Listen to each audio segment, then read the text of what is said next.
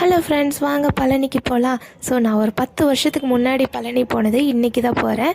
பாப்பா இப்போ தான் ஃபஸ்ட் டைம் பழனி போகிறான். அவங்க டேடி எப்பவும் போல் வருஷம் வருஷம் போயிட்டு தான் இருக்காங்க. ஸோ நாங்கள் ஒரு 10:30க்கெலாம் ரயில்வே ஸ்டேஷன் வந்துட்டோம். 11:30க்கு தான் ட்ரெயின். ஸோ நாங்கள் முன்னாடி வந்த நேரமும் என்னவோ ட்ரெயின் ஒரு 1 hour லேட்டாக தான் ட்ரெயின் வந்ததும் பார்த்திங்களா, அன்ரிசர்வ் ஃபுல் கூட்டம், கால் வைக்க கூட இல்லை. சரி போங்க அப்படின்னு சொல்லிட்டு நாங்கள் ரிசர்வேஷனில் ஏறிட்டோம்.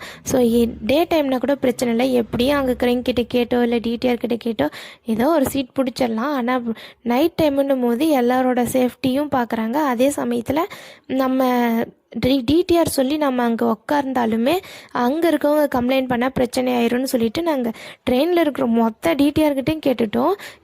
உண்மையாலுமே இடம் இல்லைங்க, சீட் இல்லை. இன்றைக்கி ஃபுல்லாக வெயிட்டிங்கில் இருக்கவங்களே அவ்வளோ பேர் நிற்கிறாங்க. அப்படி சொல்லும் போது என்ன பண்ணுறதுனே தெரியல. டே டைம்னா கூட பிரச்சனை இல்லை, நைட் எப்படி கிடக்கிறதுன்னு நினச்சிட்டு இருக்கும்போது ஒரு தம்பி இங்கே உட்காருங்கக்கா அப்படின்னு சொன்னால், அதுக்கப்புறம் போய் 3 பேர் உட்காருந்தோம். டிடிஆர் அந்த தம்பிகிட்ட கேட்டாங்க, உங்களுக்கு ஒன்றும் பிரச்சனை இல்லையா அப்படின்னு சொல்லிட்டு.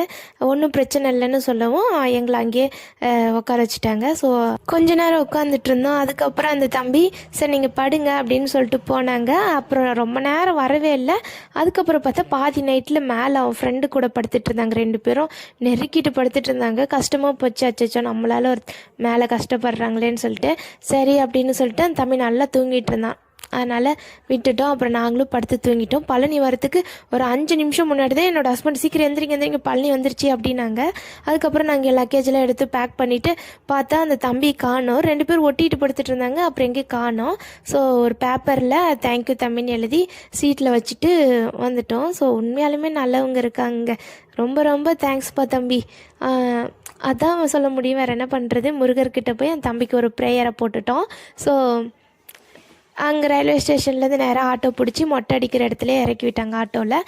ஸோ மொட்டை அடிச்சுட்டு நாங்களும் குளிச்சு ரெடி ஆகிட்டு அதுக்கப்புறமா போய் ஹோட்டலில் சாப்பிட்டோம். நான் ஆல்ரெடி கோயில்லையே இது சாப்பிட்டேன், தயிர் சாதம். ஸோ ஒரு பிளேட் சாப்பிட்டேன். அது பத்தலன்னு 2 இட்லி சாப்பிட்டுட்டு அதுக்கப்புறமா வந்தேங்க.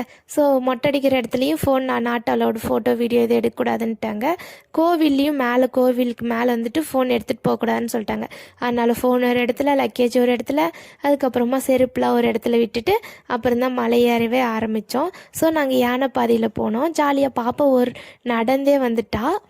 அவ்வளோதாங்க, ஹாப்பியாக போனோம். ஒரு 15 மினிட்ஸில் சாமி பார்த்துட்டோம். ஒரு 2 மணி நேரம் வெயிட் பண்ணி சாப்பிட்டுட்டோம். அன்னதான சாப்பாடு சாப்பிட்டுட்டு கீழே ரயில்வே ஸ்டேஷனில் 1 hour படுத்து தூங்கினோம். அடுத்தது ட்ரெயின் வந்துச்சு. மறுபடியும் எப்படியோ அடிச்சு பிடிச்சி ஒரு சீட்டை பிடிச்சி உக்காந்துட்டோம். ஸோ ஹாப்பியாக வீடு சேர்ந்துட்டுங்க.